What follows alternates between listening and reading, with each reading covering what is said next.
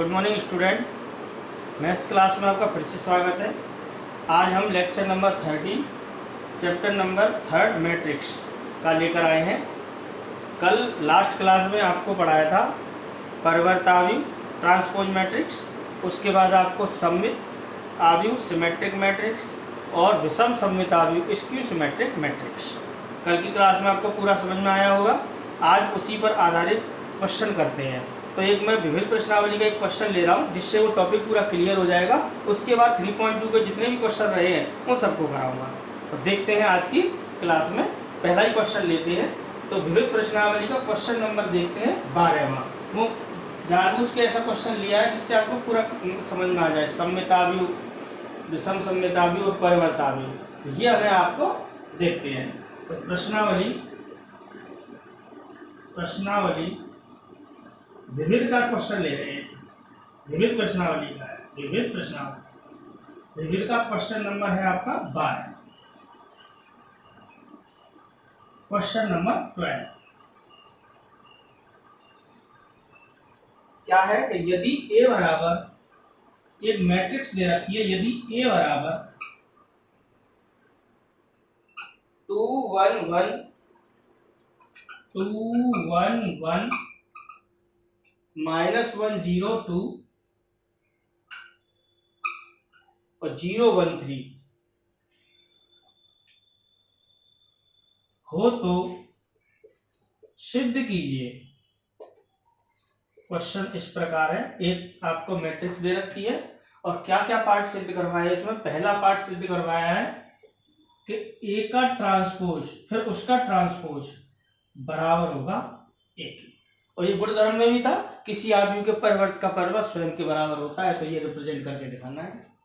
Number 2 कह रहा है ए प्लस ए टी सममित आव्यूह होगा। सममित आव्यूह है। कल भी आपको बताया था गुणधर्मी होता है, किसी आव्यूह में उसके परिवर्त को जोड़ा जाए तो सममिति आता है। रिप्रेजेंट करके बताएंगे आपको। एग्जाम में किस प्रकार करना है ये ध्यान रखना है। ए माइनस ए टी एक विषम सममित आव्यूह है। और तीसरा चौथा क्या सिद्ध करवाया है, ए इंटू ए टी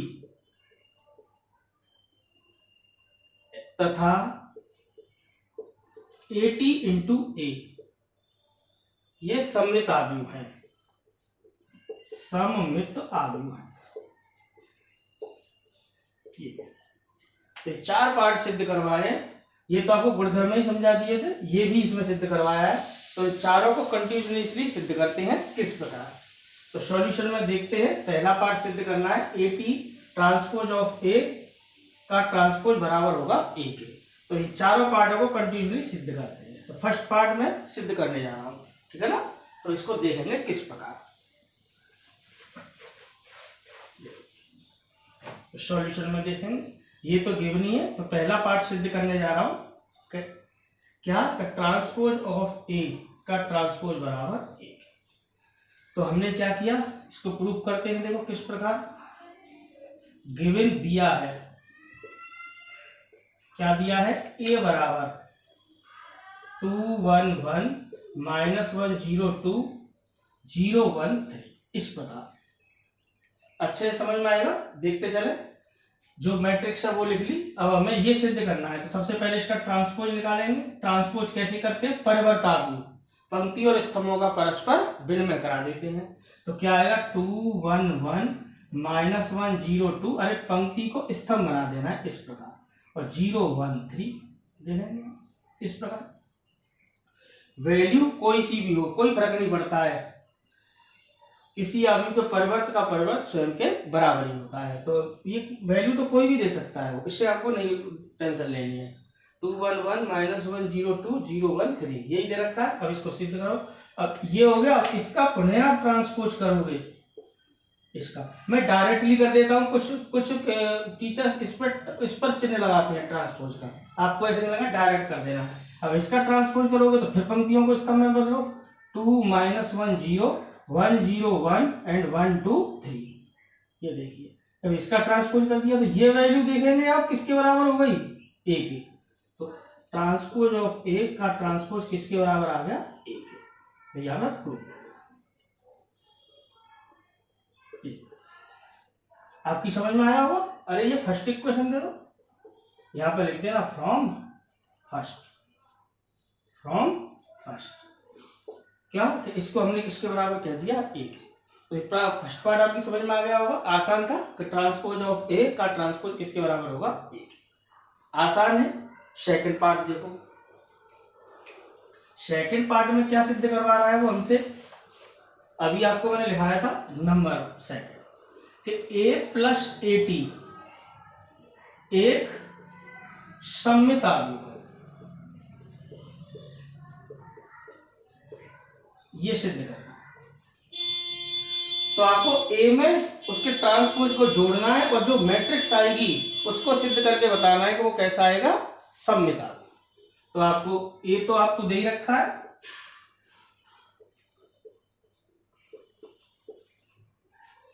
इस प्रकार यहीं पर इसके ट्रांसपोज को लिख लो।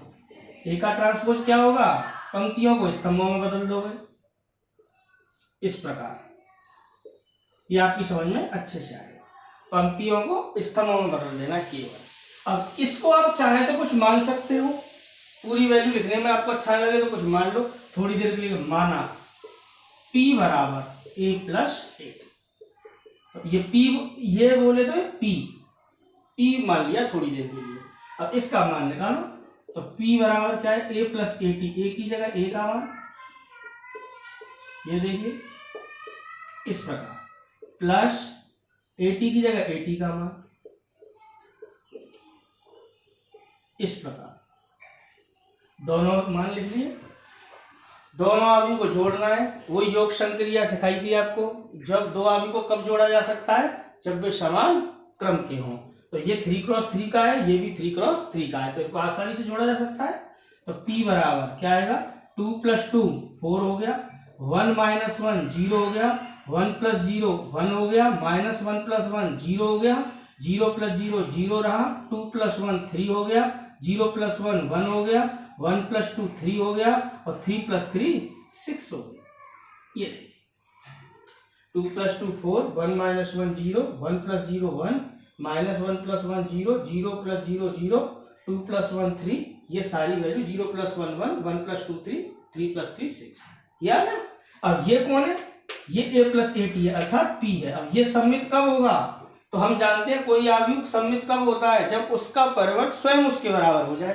तो इसका ट्रांसपोज करके देखो, तो ट्रांसपोज जब आप इसका करोगे, पंक्तियों को क्या में बदलोगे, स्तंभों में। ये देखिए पंक्तियों को मैंने स्तंभों में बदला, पहली पंक्ति को पहला स्तंभ बना दिया, दूसरी पंक्ति को दूसरा स्तंभ, तीसरी पंक्ति को तीसरा, तो ये मान तो इसी के बराबर ही रहा। मतलब P का ट्रांसपोज किसके बराबर रहा, P के। P बोले तो कौन, A प्लस ए टी, तो यहां से कन्फर्म हो गया। अतः P कह लो या A प्लस ए टी क्या है, एक सममित आव्यूह है। ये तो गुणधर्म में भी था, लिखाया था, किसी अवर्ग आव्यूह में उसके परिवर्त को जोड़ा जाए तो प्राप्त आव्यूह एक सममित आव्यूह होता है, सिमेट्रिक मैट्रिक्स। समझ में आया हुआ है। और वैसे भी ध्यान रखना है, इसका मुख्य विकर्ण तो कोई सा हो, ये एलिमेंट बराबर हो, मतलब AI से बराबर हो जाता है AGI के, तो है A12 A21 के बराबर है, A13 A31 के बराबर और A23 A32 के बराबर है। तो आप इसको आसानी से प्रूव कर सकते हो।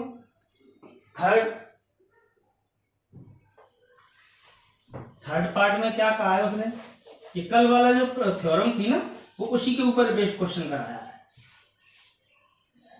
थर्ड पार्ट में क्या था, सिद्ध क्या करवा रहा है, A माइनस ए टी एक विषम सममित आव्यूह है, विषम सममित आव्यूह है। ये देखिए, ये आपकी समझ में आएगा। तो इसको प्रूव कर लेते हैं। A और A का मान तो आपके पास है ही, इस प्रकार एग्जाम में एक ही पार्ट आएगा जहां तक है, इतने सारे पार्ट सिद्ध नहीं करवाते। अब ए टी क्या हो जाएगा, यहां से ट्रांसपोज ऑफ है, पंक्तियों को स्तंभ में बदल दो, इस प्रकार। ये देखिए अब आप हमें ये प्रूव करना है कि a माइनस ए टी एक विषम सममित अवयव है। तो इसको थोड़ी देर के लिए कुछ मान लो, नहीं भी मानो तो भी काम चल जाएगा। माना q बराबर a माइनस ए टी, ये a में से a के ट्रांसपोज को घटा दो। ये देखिए a की जगह a का मान 2 1 1 माइनस 1 0 2 0 1 3, में से इसके ट्रांसपोज को घटाना है 2 माइनस 1 0 1 0 1 1 2 3। ये देखिए ऐसे घटाना आपको आता ही है। दो आदमी को जोड़ा अथवा घटाया तभी जा सकता है जब वे समान कोटि के हों।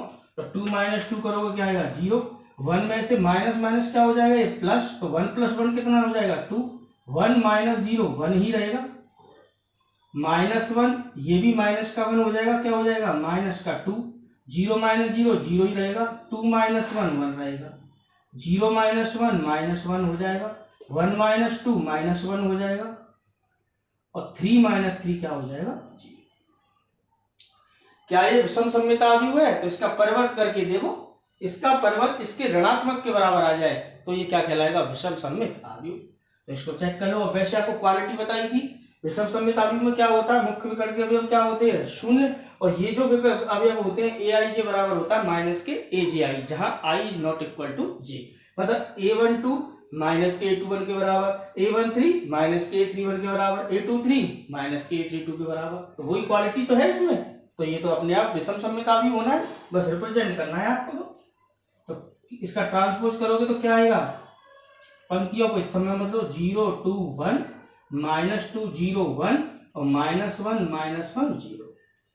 इस पूरे में से माइनस कॉमन ले लो, ये देखेंगे माइनस कॉमन ले लो, तो माइनस यहां से कॉमन लेंगे तो अब क्या आएगा, ये सब के साइन चेंज हो जाएंगे इस प्रकार, पॉजिटिव नेगेटिव हो जाएगा और नेगेटिव पॉजिटिव हो जाएगा इस प्रकार।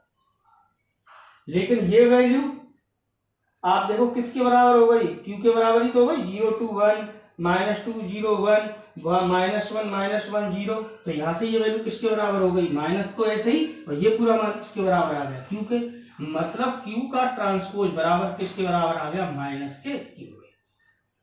और किसी अवयव का परिवर्त अगर स्वयं के ऋणात्मक के बराबर हो जाता है तो वो कैसा अवयव कहलाता है, विषम सममित अवयव।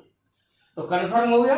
अतः क्यू, क्यू कह लो, क्यू बोले तो कौन, A minus A T, A minus A T एक विषम सममित अवयव, विषम सममित अवयव। ये देखिए, तो ये आपको अच्छे से समझ में आया होगा। लास्ट पार्ट इसमें क्या पूछा है, ए के ट्रांसपोज का गुणा ए से करने पर या ए टी का गुणा ए से करने पर सममित आएगा, वो भी देख लेते हैं। फोर्थ पार्ट में क्या कहा है, ये फोर्थ पार्ट में ये कहा है कि ए इंटू ए टी तथा ए टी इंटू ए एक सममित अवयव।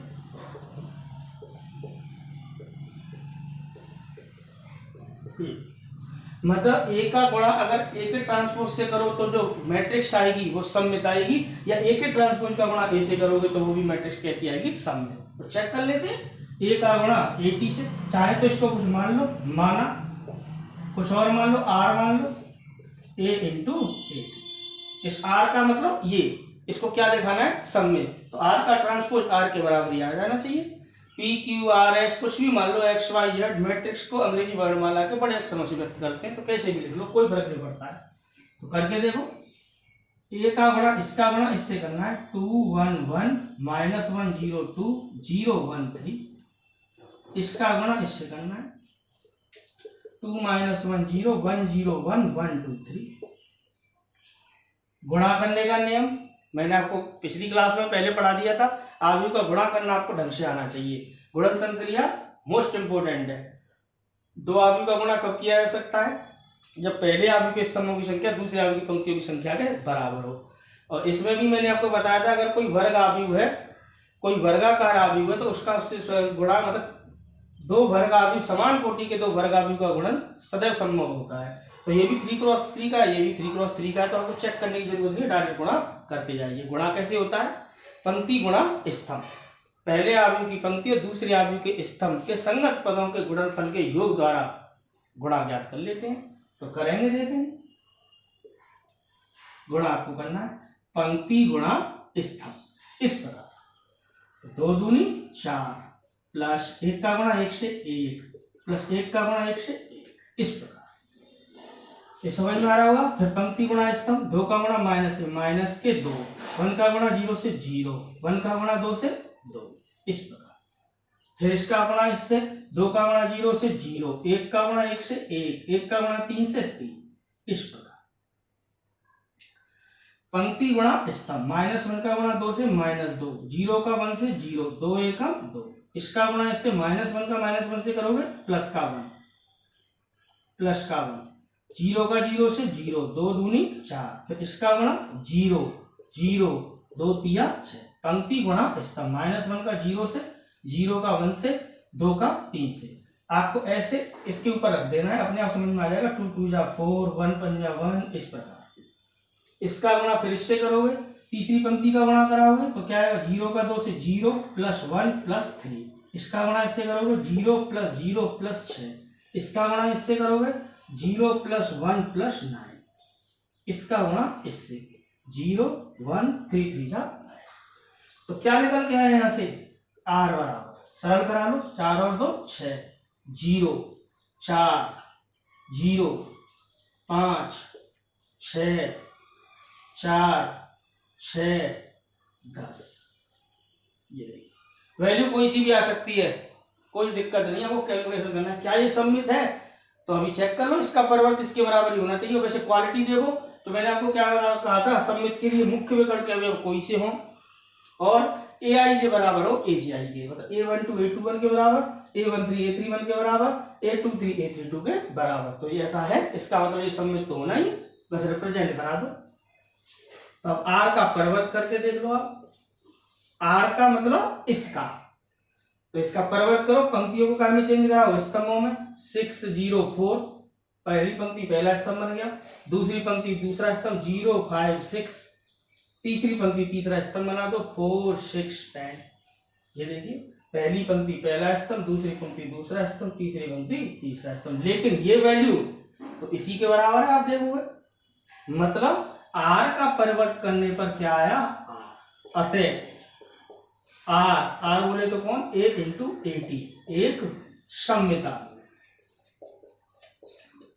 समझ में आया होगा ये आपका अच्छे से।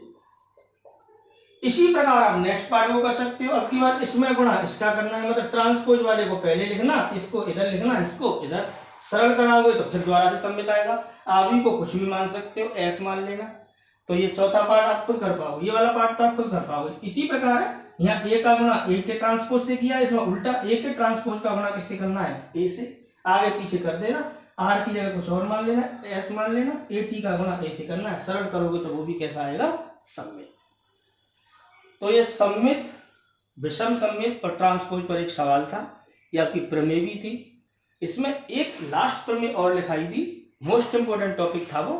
उसमें मैंने आपको क्या लिखाया था, क्या बताया था, मैंने आपको बताया था एक वर्ग आव्यूह को एक सममित तथा एक विषम सममित आव्यूह के योग के रूप में व्यक्त किया जा सकता है। तो उसके ऊपर सवाल अक्सर करके पेपर में पूछा जाता है। तो ये आपके समझ में आ गया होगा।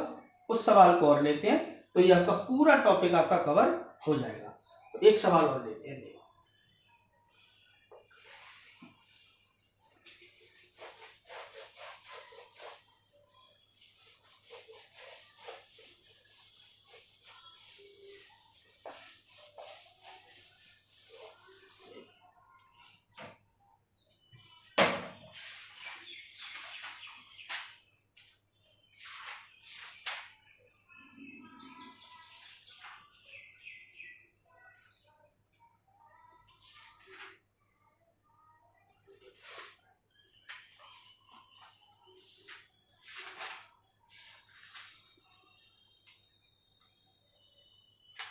इसी प्रश्नावली का सवाल है, अभी देखते हैं कौन सा है।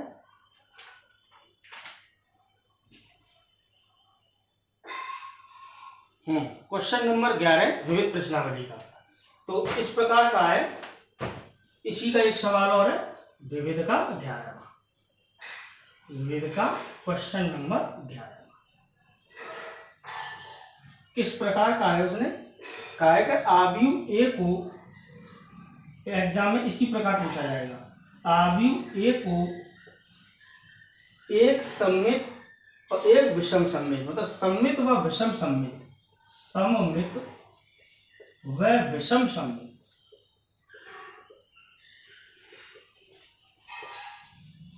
आव्यूह के योग के रूप में, आव्यूह के योग के रूप में व्यक्त कीजिए।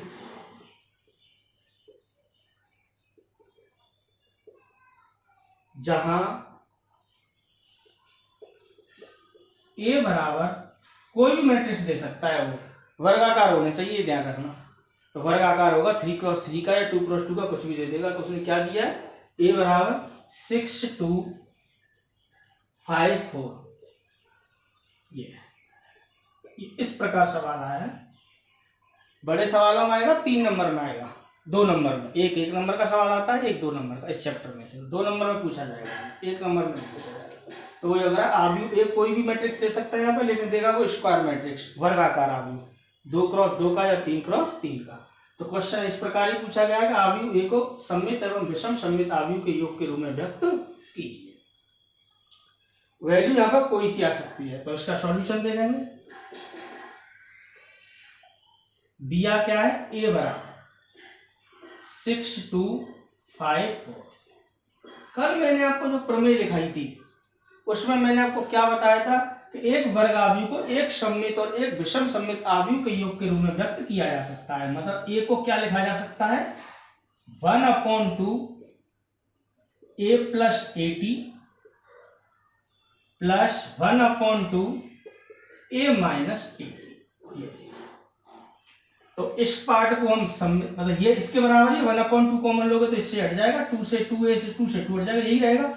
तो ये पार्ट तो इसका सममित दिखाना है तुम्हें, सममित सिमेट्रिक। और ये पार्ट कैसा दिखाना है आपको, विषम सममित, विषम सममित। बस इसी पर आप कार्य करना चालू कर दो। तो इसको सममित दिखा दो, इसको विषम सममित, दोनों को जोड़ोगे किसके बराबर आएगा, ए के। तो एंड में कह देना कि हाँ साहब, क्या कह सकते हैं इसको, कि एक वर्ग आव्यूह को एक सममित और एक विषम सममित आव्यूह के योग के रूप में व्यक्त किया जा सकता है। तो बस इसी पर आपको कॉन्सेंट्रेट करना है, इसी को आगे चलाना है। तो इसको सममित दिखाना है, इसको विषम सममित। तो ए तो है ही, AT की जरूरत पड़ेगी, वो यहीं पर लिख लो आप, आपको अलग से करने की जरूरत नहीं है। 6 2, पंक्तियों को स्तंभ में बदल दो, 5। अब इसको सममित दिखाना है, तो ए में इसको जोड़ना है, 1/2 का करना है गुणा, और जो मैट्रिक्स है उसको क्या दिखाना है, सममित। तो जैसे हमने पिछले पार्ट में इसको क्या मान लिया था, P, ऐसी इस पूरी वैल्यू को P मान लो, माना P बराबर 1/2 a प्लस AT, इस प्रकार। तो 1/2 का गुणा करना है a प्लस AT में, तो पहले a प्लस AT निकाल लो, क्या आएगा, a में a के परिवर्त को जोड़ना है, तो जोड़ दो बस। a का मान 6 2 5 4 प्लस ये परिवर्त क्या है, 6 5 2 4। तो जोड़ोगे तो क्या आएगा, जोड़ दो उनको, 6 और 6 12, 2 और 5 7, 5 और 2 7, 4 और 4 8। ये देखिए, ये मैंने अभी इसका मान निकाला है। P किसके बराबर था, P बराबर 1/2 a प्लस AT। इस प्रकार a प्लस AT का मान लगा लो, तो P बराबर क्या आया, 1/2 12 7 7 8। और आपको एक टॉपिक और पढ़ाया था मैंने, अदिश गुणन, स्केलर मल्टीप्लिकेशन, स्केलर प्रोडक्ट। तो किसी कांस्टेंट राशि का अगर गुणा किया जाए किसी आव्यूह में, तो प्रत्येक अवयव में गुणा हो जाता है। तो P बराबर यहाँ से क्या आएगा, 12/2 करोगे क्या आएगा 6, 7/2 7/2, और 8 में भाग लगाओगे क्या आएगा 4। तो P का मान हो गया, लेकिन हमें इसको दिखाना क्या था, सममित। और सममित कैसे दिखाया जाए, तो इसका परिवर्त इसी के बराबर आना चाहिए, तो सममित हो जाएगा। तो एक काम करो, P का ट्रांसपोज कर लो, यहां से P का ट्रांसपोज करोगे, पंक्तियों को स्तंभ में बदलो, 6 7/2 7/2 4। तो हमने देखा P का परिवर्त किया तो किसके बराबर आ गया, P के। अतः ये कन्फर्म हो गया जब पी कहे तो क्या 1/2 a प्लस AT क्या हुआ, एक सममित आव्यूह है, सममित आव्यूह है। समझ में आया होगा ये टॉपिक। अब इसको क्या लिखा हो, विषम सममित, तो एंड में इन P और Q को जोड़ना किसके बराबर आ जाएगा, A के, एंड में आपका प्रूफ हो जाएगा। तो ये सममित दिखा दिया, अब इसको क्या दिखाना है, विषम सममित। तो इसका आगे का पार्ट करेंगे तो क्या करेंगे, थोड़ी देर के लिए फिर मान लो, माना Q बराबर 1/2 A माइनस AT, इसको विषम सममित दिखाना है आपको। विषम सममित की क्या क्वालिटी थी, किसी आव्यूह का परिवर्त उसके ऋणात्मक के बराबर आ जाए स्वयं के, तो विषम सममित हो जाता है, उसी के बराबर आ जाए सममित हो जाता है। Q मान लो, कुछ और मान लो, नहीं मानोगे तो भी काम चलेगा, आप इस तरीके से मानोगे, लिखने में थोड़ा आसानी रहती है। तो बस इसको सरल करा दो। फिलहाल पहले A माइनस AT का मान निकाल दो। ये देखिए A की जगह A का मान 6/2, लेंथी वर्क लग रहा होगा लेकिन ये आपको रिप्रेजेंट करना पड़ेगा, ये थ्योरम्स कहती है ऐसा, प्रमेय कहती है, प्रमेय के अनुसार ही आपको काम करना है, आपको मार्क्स पूरे मिलेंगे। 6254 माइनस 6524, ये देखिए, तो इसको घटाओगे आप तो क्या आएगा, A माइनस AT का मान क्या आएगा, 6 में 6 घटाओगे क्या आएगा 0, 2 में से 5 घटाओगे क्या आएगा -3, 5 में से 2 घटाओगे क्या आएगा 3, और 4 में से 4 घटाओगे क्या आएगा 0। ये आपकी समझ में आया हो। अब यहां से क्या करना है आपको, इसका मान निकालना है आपको Q का, Q बोले तो इसका। अब चूंकि Q बराबर किसके था, 1/2 A माइनस AT, ये देखिए, तो 1/2 A minus AT, A minus AT का मान निकाल ही चुके आप, 0 -3 3 0, ये देखिए 1/2 का प्रत्येक अवयव में गुणा करा दो तो Q बराबर क्या आएगा, 0 माइनस के 3/2 3/2 0। लेकिन हमें तो इसको क्या दिखाना था, आपके अनुसार विषम सममित, तो अभी तो कहाँ दिखा पाए विषम सममित, तो वही काम करना है, इसका परिवर्त कर लो, इसका परिवर्त इसके ऋणात्मक पंक्तियों को स्तंभों में चेंज करा दो इस प्रकार, माइनस पूरे में से कॉमन ले दो, प्लस वाला माइनस का हो जाएगा और माइनस वाला प्लस का। ये किसके बराबर हो गया, आप देखेंगे ये किसके बराबर हो गया, Q, माइनस ऐसे ही तो कंफर्म हो गया कि ये बोले तो कौन है, Q कैसा है, विषम सममित। तो अतः Q कहे तो क्या 1/2 A माइनस AT क्या है, एक विषम सममित आव्यूह है, विषम सममित आव्यूह है, आव्यूह है, कंफर्म हो गया। लेकिन अभी एक लास्ट मूवमेंट और रहा है कि इन दोनों को जोड़ के किसके बराबर आना चाहिए, A के। तो फिलहाल आपकी समझ में आया होगा, इसको मैंने सममित दिखा दिया, इसको मैंने क्या दिखा दिया, विषम सममित, और इन दोनों को जोड़ोगे तो किसके बराबर आएगा, A के। तो एंड में इसको चेकआउट कर लो, P प्लस Q A के बराबर आएगा कि नहीं आएगा, मतलब एक सममित और एक विषम सममित आव्यूह का योग इस वर्ग आव्यूह A के बराबर आएगा या नहीं आएगा। तभी तो कह पाओगे आप कि हाँ एक वर्ग आव्यूह को एक सममित और एक विषम सममित आव्यूह के योग के रूप में व्यक्त किया जा सकता है। तो लास्ट कड़ी इसकी और करनी है, थोड़ा सा काम क्या करना है कि ये रिप्रेजेंट करके दिखाना है बस। तो इसको चेक कर लेते हैं।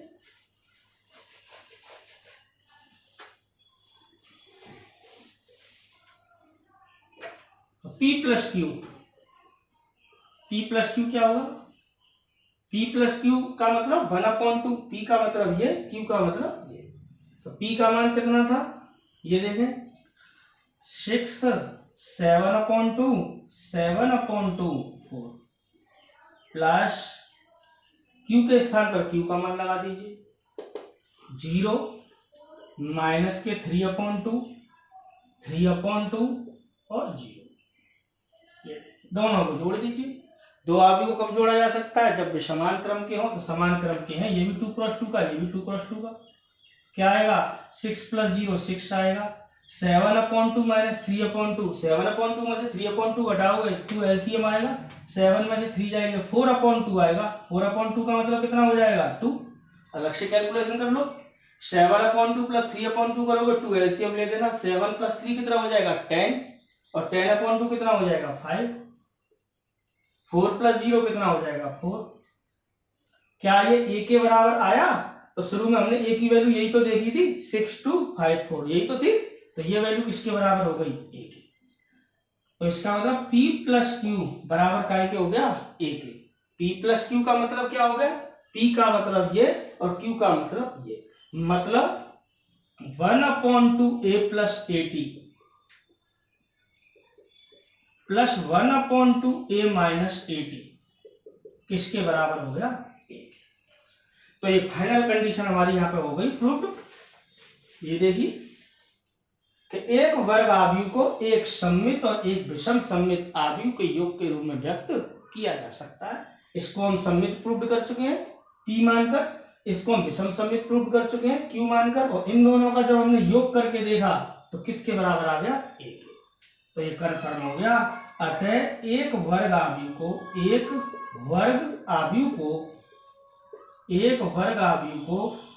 सममित एवं विषम सममित आव्यूह के योग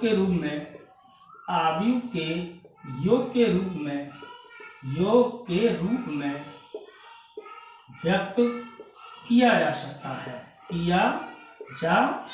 है। तो यह आपकी समझ में ढंग से आया होगा। तो ये दूसरी प्रमेय थी हमारी जो कल आपको लिखाई थी कि एक वर्ग आव्यूह को एक सममित और एक विषम सममित आव्यूह के योग के रूप में व्यक्त किया जा सकता है। तो ये आपकी समझ में आ गया होगा।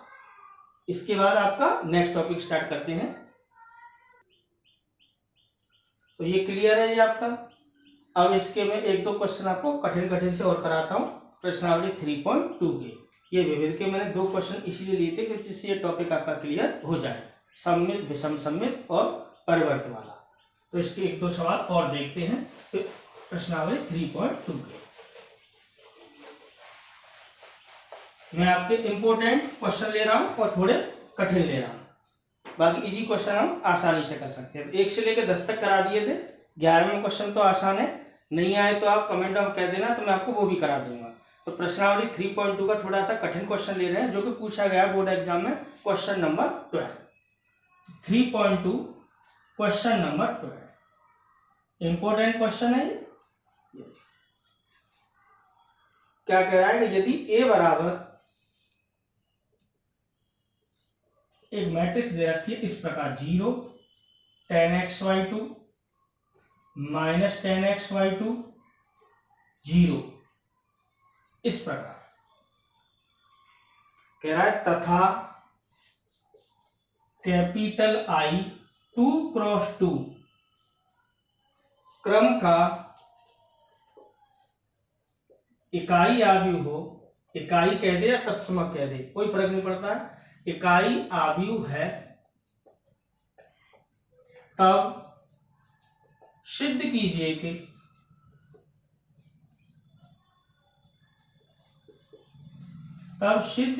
कि क्या सिद्ध करवा रहा है वो इसमें, I प्लस A बराबर I minus A into A की मैट्रिक्स दे रखी है, cos x minus sine x और साइन x cos x, ये सिद्ध कर रहा है। अगर I प्लस A मतलब इकाई आव्यूह में अगर मैट्रिक्स A को जोड़ा जाए तो ये वैल्यू इस वैल्यू के बराबर होगी। थोड़ा सा बड़ा सवाल है, इंपॉर्टेंट क्वेश्चन भी है, ये बोर्ड एग्जाम में पूछा गया है। तो इसको ढंग से करते हैं, वैल्यू आपकी समझ में आ जाएंगी। क्या दे रखा है, यदि A बराबर 0 -10x/2, सॉरी यहाँ पर माइनस है ये प्लस है, 0 -10x/2 10x/2 0 इस प्रकार दिया है, तथा I 2x2 का इकाई आव्यूह, तब ये सिद्ध करना है। तो इसको सिद्ध करते हैं, समझते हैं किस प्रकार है। तो देखेंगे इसका प्रूफ।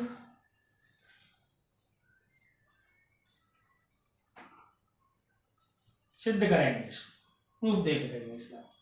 तो गिवन क्या है, A बराबर क्या दिया है 0 -10x/2 10x/2 और 0। I उसने दिया नहीं है, केवल कहा है 2x2 का इकाई आव्यूह। और हम जानते हैं इकाई आव्यूह में क्या होता है, मुख्य विकर्ण के अवयव 1 होते हैं तथा शेष अवयव 0। 2x2 का है तो 2 पंक्ति और 2 स्तंभ, तो ये अपने आप ही ले लेना है स्वतः ही। किस प्रकार? 1 0 0 1। रिजल्ट को एक बार फिर लिखना चाहो फिर लिख लो। सिद्ध करना है कि सिद्ध करना है क्या? i प्लस ए बराबर i माइनस ए, और ये मैट्रिक्स दे रखी है cos x minus sine x sine x cos x। ये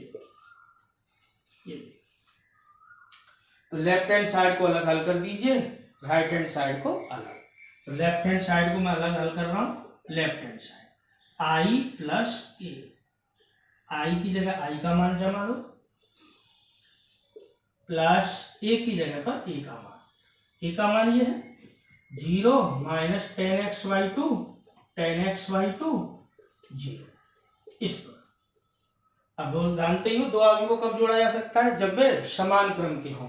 समान क्रम के हैं 2 क्रॉस 2 2 क्रॉस 2, तो 1 प्लस 0 क्या हो जाएगा? 1। 0 माइनस 10x/2 माइनस के 10x/2 रहेगा। 0 प्लस 10x/2 10x/2 रहेगा, और 1 प्लस 0 क्या रहेगा? 1। तो ये तो आपका लेफ्ट हैंड साइड का मान आ गया। अब किसका मान निकालना है? राइट हैंड साइड का। राइट हैंड साइड किसके बराबर है? i माइनस ए इंटू ये वाली मैट्रिक्स। तो राइट हैंड साइड का मान निकालने से पहले इसकी वैल्यू अलग से निकाल लो, या डायरेक्ट ही चलने दो। इसकी वैल्यू अलग से निकाल लो तब हल कर लेंगे। तो राइट हैंड साइड का मान निकालने से पहले मैं इसका मान और निकाल देता हूँ, i minus A. i minus A का मान किस प्रकार होगा? जैसे LHS में निकाला था i प्लस ए का 0 1 1 0 0 1। ये तो i का मान माइनस ए की जगह ए का मान 0 माइनस 10x/2 10x/2 और 0। अब क्या आएगा इसका मान? जब घटाओगे तो ये माइनस होगा, तो 1 माइनस 0 क्या आएगा? 1। 0 माइनस माइनस क्या हो जाएगा? प्लस। ये आपके अच्छे समझ में आएगा। और 0 माइनस 10x/2 क्या हो जाएगा? माइनस के 10x/2, और 1 माइनस 0 क्या हो जाएगा? 1। तो ये वैल्यू मैंने अलग से निकाल दी है, जो राइट हैंड साइड में ना, ये जो हमें रिजल्ट में सिर्फ लेकर चले, इसकी वैल्यू मैंने अलग से निकाल दी है। तो LHS का मान तो ये आ गया। अब निकाल रहा हूं मैं RHS का मान, राइट हैंड साइड का। तो राइट हैंड साइड का मान कितना आएगा? राइट हैंड साइड किसके बराबर है? i माइनस ए इंटू एक मैट्रिक्स दे रखी है cos x minus sine x sine x cos x sine x cos x। तो i माइनस ए का मान अब यहाँ पे निकालने की जरूरत नहीं है, आपने अलग से निकाल दिया। i माइनस ए का मान क्या है? एक ये वाला आ भी हुआ है, तो ये डायरेक्टली जमाना है आपको। ये देखिए क्या है? 1 10x/2 माइनस के 10x/2 और 1 into cos x minus sine x cos x। ये देखिए अब इन दोनों मैट्रिक्स का गुणा करना है और इसको हल करना है। किसके बराबर आना चाहिए? इसके बराबर आना चाहिए। तो ये हल करने में आपको थोड़ा सा कठिनाई महसूस होगी।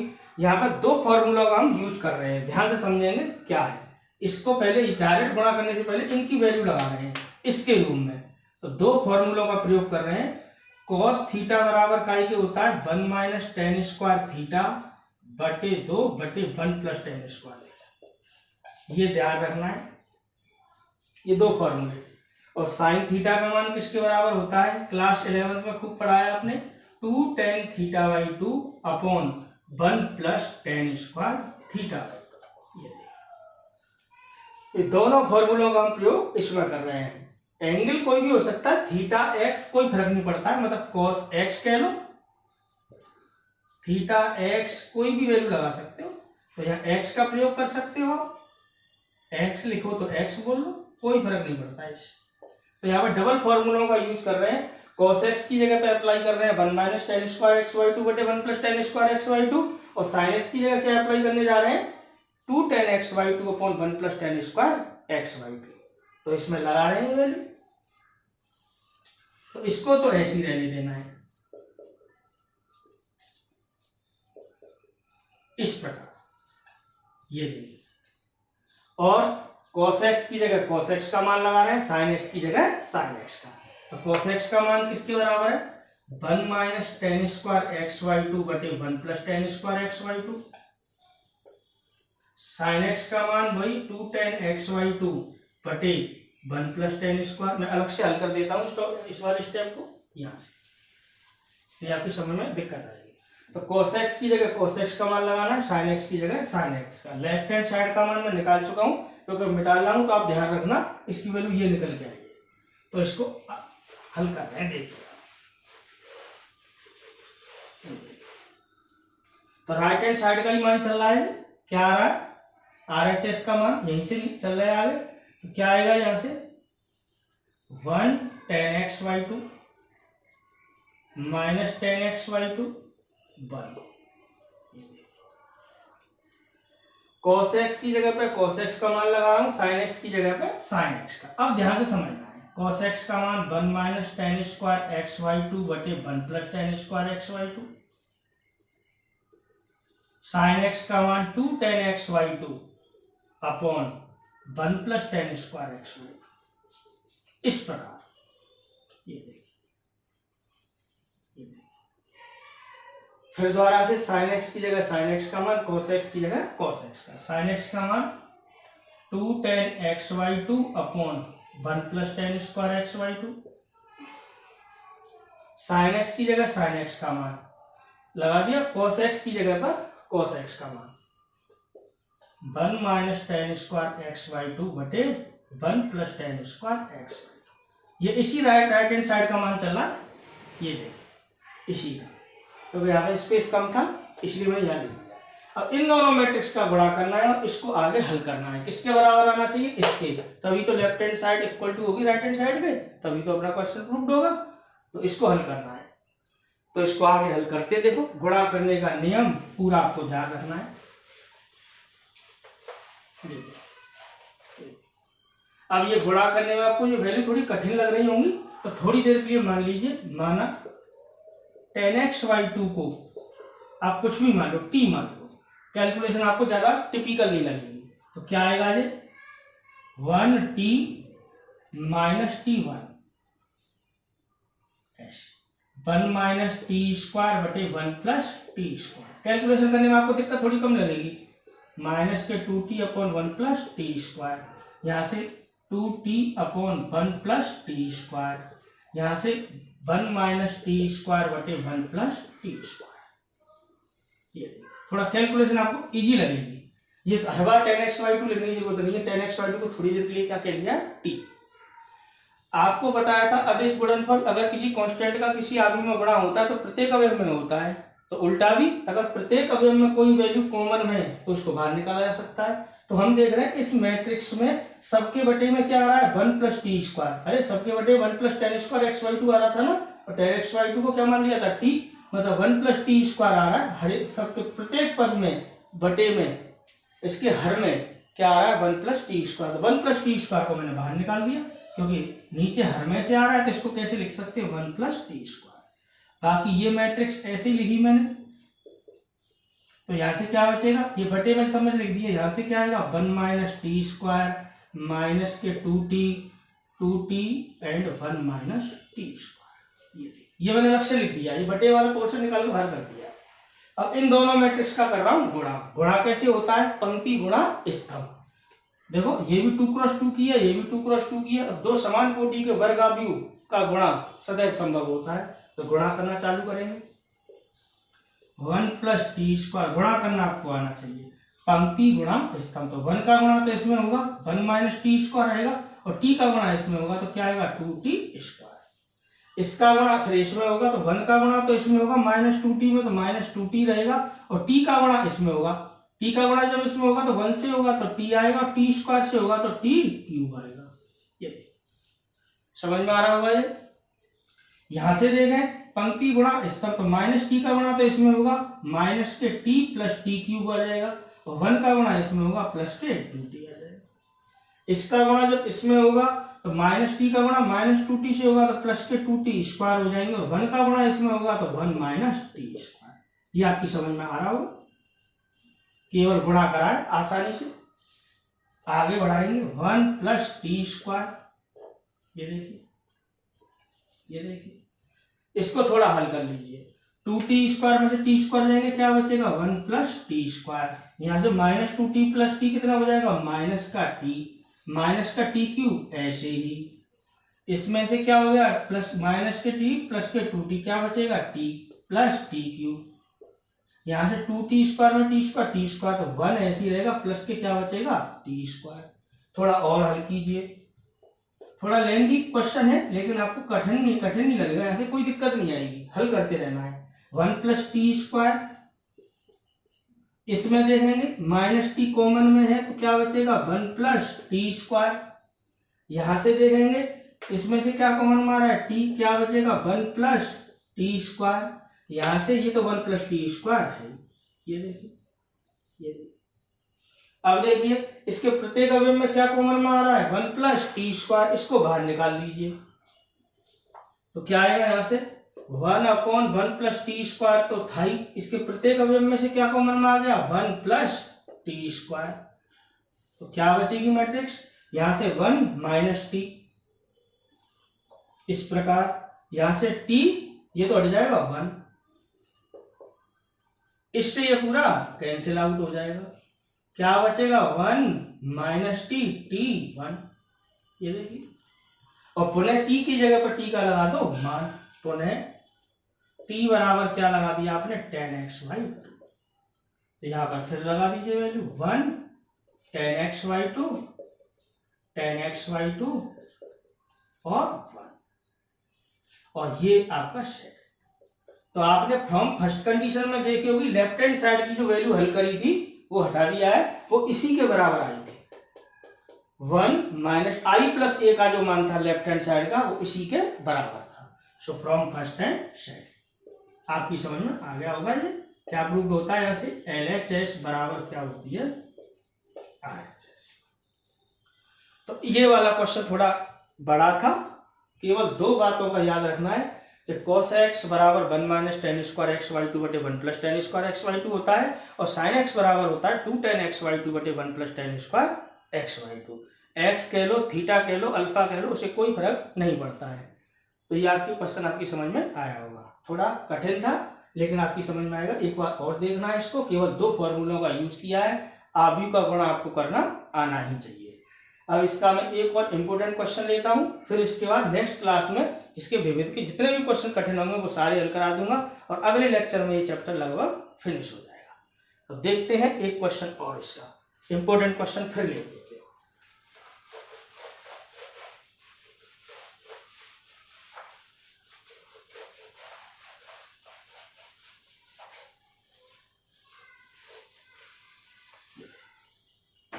तो इसी का एक क्वेश्चन और लेता हूं, क्वेश्चन नंबर 30। बोर्ड एग्जाम में पिछले साल पूछा गया है, शायद इससे पहले, मोस्ट इंपोर्टेंट क्वेश्चन है, बोर्ड एग्जाम में पूछा गया है। इजी क्वेश्चन है लेकिन बोर्ड एग्जाम में आया है, इसीलिए मैं इसको करा देता हूं। क्या कह रहा है कि यदि a बराबर एक मैट्रिक्स दे रखी है, क्या दे रखी है 1 0 -7 7 1 0 -7 7, वैल्यू कोई सी भी दे सकता है, तथा i बराबर 1 0 0 1, इस प्रकार कोई अगर हो तो k का मान ज्ञात कीजिए, हो तो k का मान ज्ञात कीजिए। क्वेश्चन पूरा लिखते हैं, k का मान ज्ञात कीजिए जहां रिलेशन क्या दे रखा है, a² बराबर 8a प्लस k i, ये वैल्यू दे रखी है। मतलब ये पूरी वैल्यू आपको इसमें जमानी है, तो a की जगह a का मान जमाना है, i की जगह i का मान जमाना है, k तो कोई भी कांस्टेंट वैल्यू इसका मान निकालना है, और एक वैल्यू आई की चाहिए आपको a² की, तो a² आपको निकालना है। पहले तो मेन काम a² वाला, और a² निकालना आपको आता ही है। a² क्या होता है a इंटू a, ये वैल्यू थोड़ी मुश्किल है, 1 0 -7 7 नहीं है, ये -1 7 है, ये थोड़ा करेक्शन था वो कर दिया। तो इसको सॉल्व करते हैं। मोस्ट इंपोर्टेंट क्वेश्चन है, बोर्ड एग्जाम में पूछा गया है। इस प्रकार के क्वेश्चन अक्सर करके आते हैं, तो देखेंगे इसका सॉल्यूशन। दिया है ये तो ए का मान, आई का मान। पहले आप ए स्क्वायर का मान निकालो। ए स्क्वायर किसके बराबर होता है? ए इंटू ए। ये वैल्यू निकाल रहा हूं मैं, क्योंकि तभी तो वैल्यू जमा पाऊंगा। ए की जगह ए का मान, के आई की जगह आई का मान। जरूरत किसकी पड़ने वाली है हमें? ए स्क्वायर की। ए स्क्वायर निकालना आते हैं, ए स्क्वायर निकालेंगे, ए इंटू ए का गुणा ए सी कराना है, इस प्रकार। ये आपकी समझ में आएगा। किसी वर्गावयु का गुणा स्वयं से सदैव संभव होता है। गुणा करने का तरीका पंक्ति गुणा स्तंभ, पंक्ति गुणा स्तंभ। 1 का 1 से 1 आएगा, 0 का -1 से 0 आएगा, 1 का 0 से 0 आएगा, 0 का 7 से 0 आएगा। पंक्ति गुणा स्तंभ। -1 का 1 से करोगे माइनस का 1 आएगा, माइनस का 7 आएगा। -1 का 0 से करोगे 0 आएगा, 7 7 जा 49 हो जाएंगे। क्या आएगा यहाँ से?